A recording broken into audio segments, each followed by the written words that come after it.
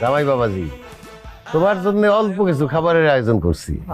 এই যে ছাগলের মাথা, আমাদের মুরগির রোস্ট, আমাদের মুরগির ডিম, একটু কোরমা। নাও বাবা, বিসমিল্লাহ বলে শুরু করো।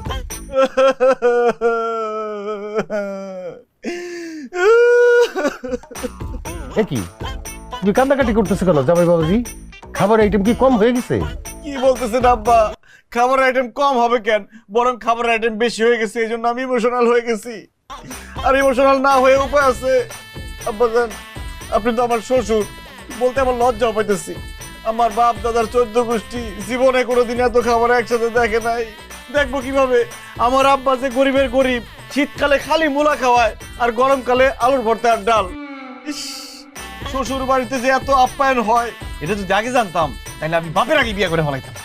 কি বলতেছো তুমি এগুলা? তুমি তোমার বাপের আগে বিয়া করলে, তুমি জন্ম নিতা কেমনে? ও, তাও তো ঠিক।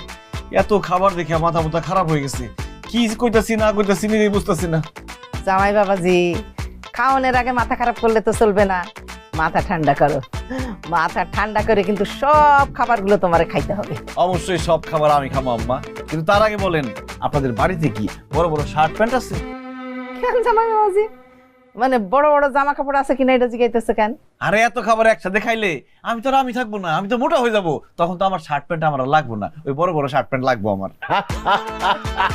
এইটা কোনো বিষয়? এটা নিয়ে তোমার চিন্তা করার কিচ্ছু নাই। তোমার জন্য ঢোলা ঢোলা জামা কাপড় কালকেই বাজার থেকে কিনে নিয়ে আসবো। আল্লাহ রে, এত মজার মজার খাবার, কোনটা রেখে কোনটা খামু? টুম্পা, তুমি বলো না কোনটা খামু? আমার মাথা খাও। আহ, কি বলো, তোমার মাথা কি রান্না হয়েছে নাকি যে খামু?